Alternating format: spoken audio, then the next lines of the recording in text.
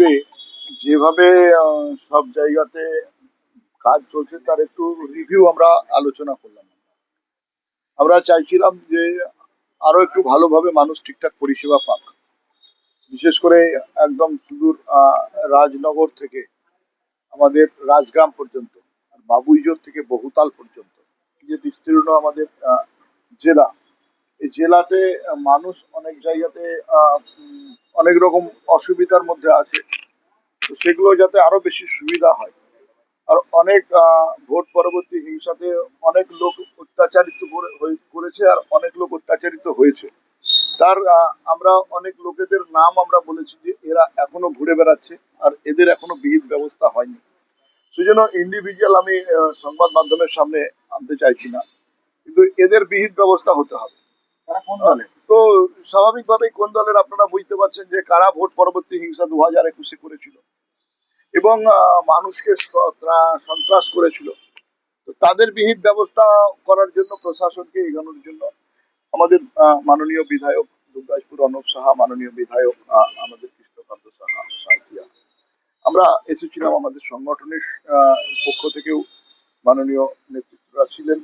স্বাভাবিকভাবেই আমরা দেখেছি যে এই করতে গিয়ে যাতে মানুষকে আরো সুবিধা পাইয়ে দেওয়া যায়, ন্যায় যাতে আইনের শাসন প্রতিষ্ঠা হয়, বিগত দিনের পুলিশ আর আজকের পুলিশ একরকম যাতে না হয়, টেবিলের তলে যাতে পুলিশকে না থাকতে হয়, পুলিশ যাতে অন্যায় যদি হয় তো অন্যায়ের জন্য প্রতিবাদ করতে পারে, তার জন্য আমরা কিভাবে কি হচ্ছে ডিটেলসে আমরা একটু আলোচনা করেছি।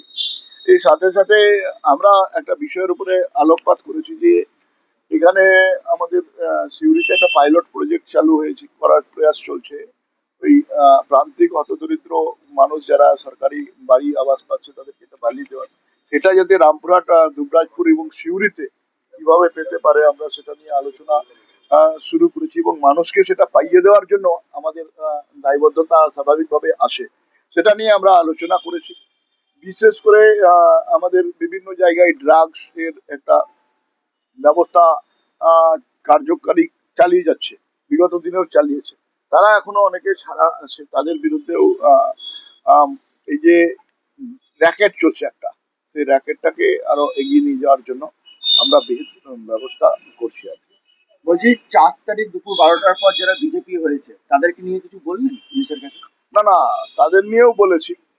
আর এদের মধ্যে অনৈতিক কাজের সঙ্গে যারা যুক্ত আছে, বিশেষ করে ড্রাগের বিষয়টা যেটা বলছিলাম, যে এদের এখনো যাদের ছাড়া আছে তাদেরকে অ্যারেস্ট করতে হবে। আমরা লিস্ট ইত্যাদি দিয়ে এসেছি, তো সেই লিস্টটা নিয়ে ওনারা তৎপর হবে পুলিশ প্রশাসন।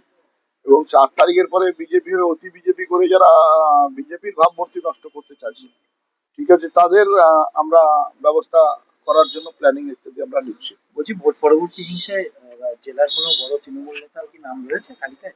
অনেকেরই নাম আছে, অনেকে ধরা পড়ছে, তারপরে কিসের বলে তারা ছাড়া পেয়েছে সেটা নিয়েও আমরা আলোচনা করেছি।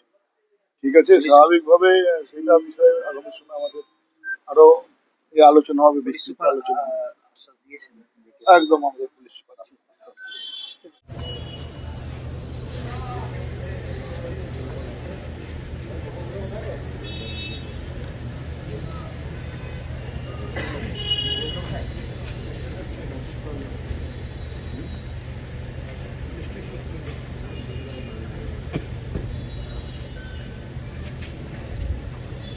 राजा राजा लोगो राजा लोगों में